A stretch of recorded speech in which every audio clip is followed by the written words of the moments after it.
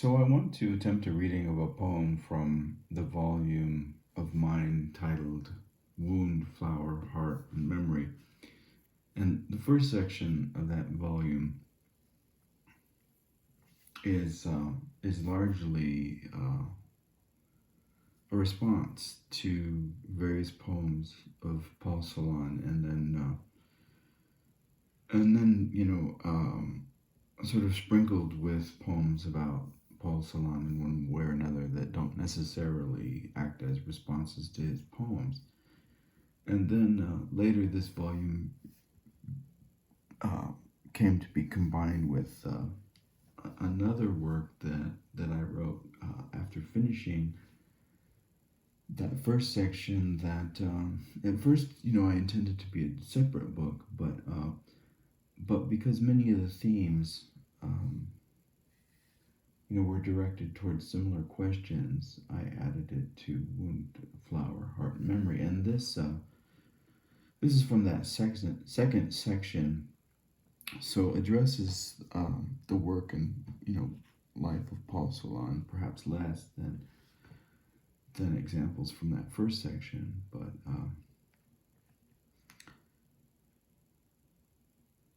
but deals with questions of suffering and loss and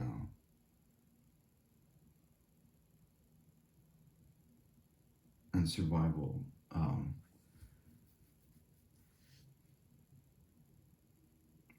And so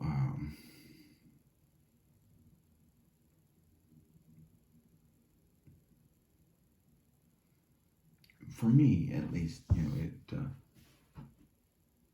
fits as part of a continuous work.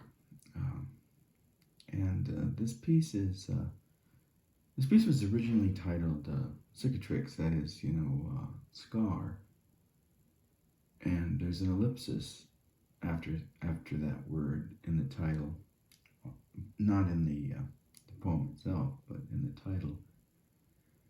And then there's an ellipsis that begins a kind of epigraph from this author who I don't even really recall, but apparently I had read something from at one point. And so the title Cicatrix is followed by an ellipsis, and then that ellipsis leads to the following from that author. The scar signifies that something real, something exceeding mere signification has taken place. The scar can become the figure for the violent erasure of the epidermal grounding of figurality. And today I would like to change the title of this poem before reading it, and I think the new title of the poem will be The Lions at the Gate of Dawn, which I suppose is a kind of riddle,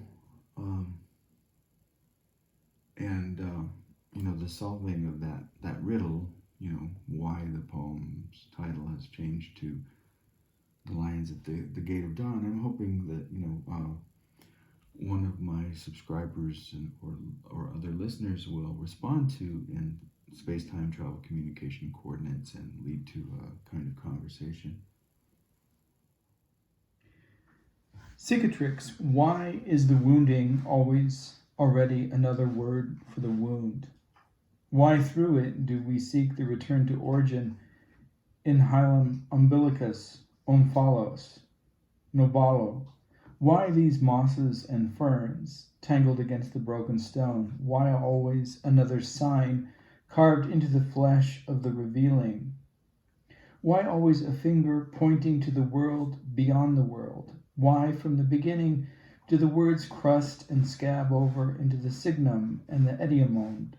Why from the end do the voices tread backwards through pain, swarm and surge of endless pattern and return?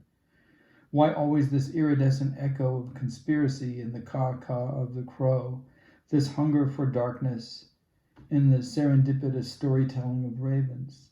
Cicatrix, what did the symbols say?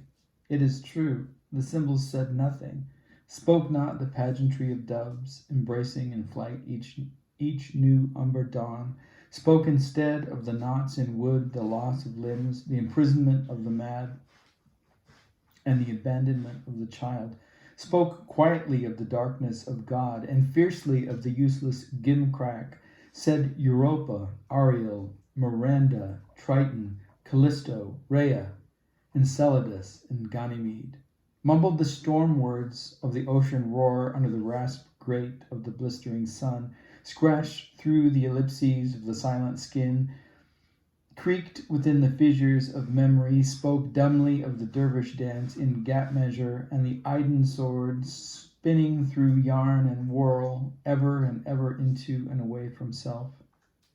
Phoenix, why this metaphor of flame? Why burning embers and not the edge of an obsidian blade? Why not cut, stab, scratch, and furrow? Why lightnings and the sparks which fly and the pounding of metal against anvil or stone? Why a wheel of flame and the gyre or turning restlessly, wind scratching against brother-sister wind at the inauguration of time? Phoenix, what did the ashes say? It is true the ashes said nothing, spoke of the starving wilderness and the bitter enmity between the raw and the cooked, spoke of harbored mournings for the dead, the scattered crusts of baked bread, and the angry burnings of bridges between worlds, beliefs, breaths, and belongings. Sphinx, why has the craftsman made thee? Dost thou know the words of the clay shaper who made thee, who kindled the fire and tore form from the desire to make thee? Why must the living image of your creation impede and strangle the seeker with the umbilicus of its riddles? Why must origin act both as destiny and defect? How is gate guardian the child of opening? How is lion a striped woman of stone? Sphinx, what did the numbers say? It is true the numbers said nothing, said 2 and 3 on the road to Thebes, said 4 when primordial mouth gaped being into the void, said 10 at the invention of order, and 11 in realizing that all was not left well enough alone. By gematria, counted the sightings of the hidden scar in the unfolding of love. By word magic, uttered the phrases for emptiness in the name of the hourglass. By apostrophe, misread the signs for zero in the song of the insane handyman. Prefix, what did the entrance say? It is true the entrance said nothing. Spoke in epitaph through the golden spiral, stuttered through the echoes between the cindered corridors, coughed and hiccuped amidst the granite and marble of the great silent columns, choked sibilantly within the scream of the hapax legomena. Radix, what did the tendrils say? It is true, the tendrils said nothing. Though in this silence their fingers seemed almost as if to speak of something strange, in even syllables of everything at once, in odd syllables of barely anything at all, wrote the root words on the page of water. Across the surface of the naked sand clung to the aspirant trace flowing from star, falling through air, sweeping into curve of dune, racing backwards into ocean or sea.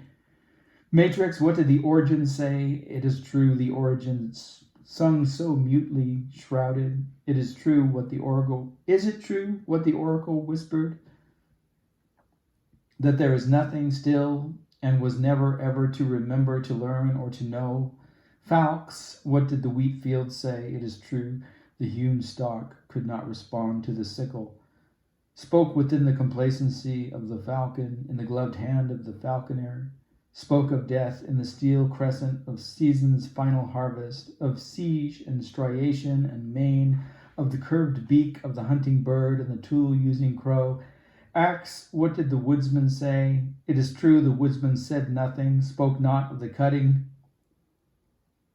but only that which falls when there is no one left present still to hear.